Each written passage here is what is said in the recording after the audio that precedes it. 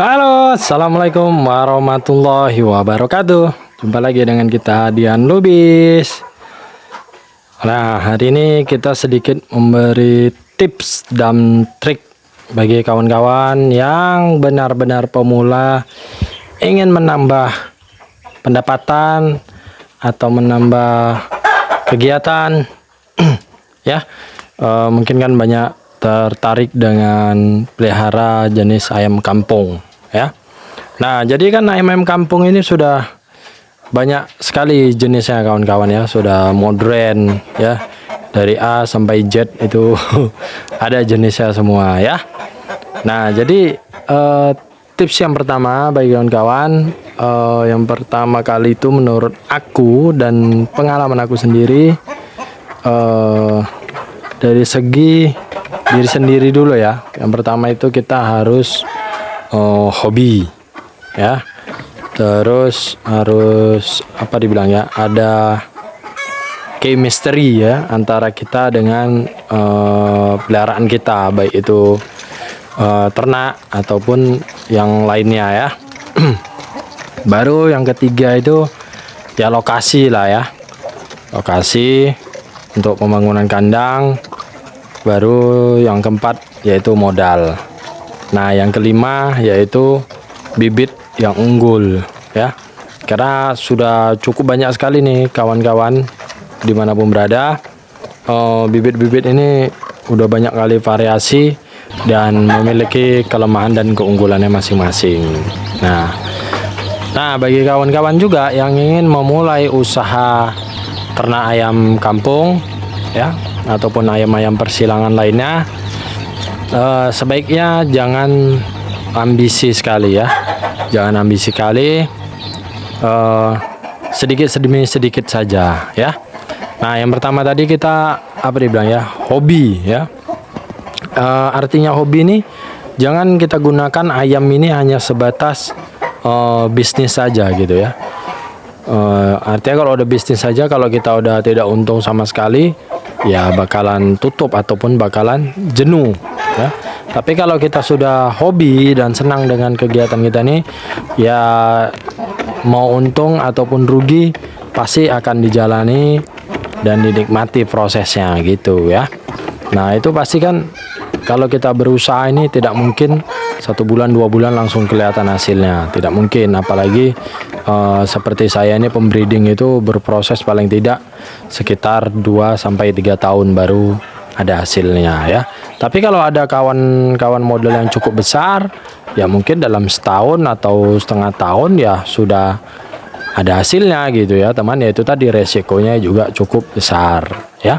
Nah, yang kedua yaitu apa tadi ya, chemistry ya kan. Nah, chemistry artinya antara kita dengan ayam atau unggas kita ini harus seperti ada ikatan gitu ya. Jangan sekedar hanya kasih makan, kasih minum, udah tinggal gitu ya, tidak diopeni lain-lainnya. Kita harus perhatikan juga apa kebutuhan dia. Contoh dia tidak selera makan ya kan, sakit. Nah, itu harus kita perhatikan juga gitu kawan-kawan ya. Apa yang dibutuhkan untuk ayam itu ya, atau telurnya banyak tapi tidak fertil. Nah, itu harus kita perhatikan ya, seperti itu ya. Nah, yang ketiga yaitu tadi apa dibilang ya, lokasi lah ya, lahan. Nah, itu harus benar-benar kita rancang tempat yang strategis ya. Kalau memang ada di daerah-daerah kalian yang tempat pemukiman jauh dari pemukiman, yaitu menurut saya jauh lebih aman ya. Kenapa? Yang pertama itu seperti terhindar dari wabah ataupun komplainan masyarakat. Nah, itu sangat harus kita perhatikan gitu. Apalagi dengan skala banyak, mungkin pasti akan apa dibilang ya, pasti harus kita perhatikan lah ya. Nah, yang keempat tadi yaitu apa dibilang ya, modal ya. Nah, modal ini tadi jangan ada lahan, apalagi ya, udah hobi, ada chemistry, tapi modal kita tidak ada gitu, atau tidak cukup, hanya terbatas gitu ya. Ya, kalau modal kita terbatas, nggak usah main banyak-banyak gitu, sedikit-sedikit saja gitu. Contoh, berawal beli anakan 20 ekor dulu, kita amati dulu bagaimana perawatannya, bagaimana dari segi vitamin, vaksin, pakan, segala macam. Nah, itu harus kita pahami dulu. Kalau sudah berhasil dari 20 atau 30 ekor lagi naik ke level 50 ekor atau boleh 100 ekor. Nah, itu sesuai dengan modal kawan-kawan atau kemampuan kekuatan modal kawan-kawan ya. Nah, yang terakhir itu kelima yaitu bibit yang unggul. Nah, kalau bibit yang unggul ini sudah banyak kawan-kawan yang beredar dari A sampai Z. Nah, itu bisa rekomendasi dari kawan-kawan, dari saudara atau dari kerabat dekat. Nah, itu bisa dicoba atau dengan cara yang seperti tadi. Coba dulu 10 ekor atau 20 ekor dibeli, mana yang terbaik bibit dari kawan-kawan, atau ya tanya-tanya track record bibit dari si penjual itu, tanya-tanya sama kawan-kawan yang sudah terjun duluan di dunia ayam. Nah, jadi dengan 5 trik itu menurut aku sudah sangat membantu kawan-kawan untuk pemula itu untuk memulai usahanya. Nah, selanjutnya ke bagian pemasaran. Nah, ke bagian pemasaran kita lanjut di video berikutnya. Oke? Jadi nanti kita bagi bagaimana perjuangan kita untuk memulai usaha itu, mengembangkan pasarnya, kan gitu. Kebanyakan ternak orang hanya ikut-ikutan ternak tapi tidak tahu pasarnya ini bagaimana gitu ya.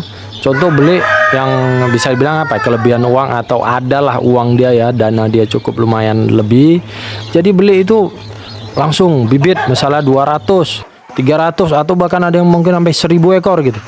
Terakhir alhasil mau panen harga turun, dia tidak ada pasar tetap gitu. Asal hasil ya udahlah Pak, yang penting balik modal kita jual. Nah gitu, terakhir kedepannya dia kapok atau tidak mau lagi beternak ayam. Nah seperti itu ya. Jadi nanti kita di video berikutnya kita akan berbagi tips dan trik bagaimana pemasaran ternak ayam kampung. Oke, terima kasih yang sudah menonton. Assalamualaikum warahmatullahi wabarakatuh. Sukses selalu untuk kita. Semangat untuk peternak Indonesia.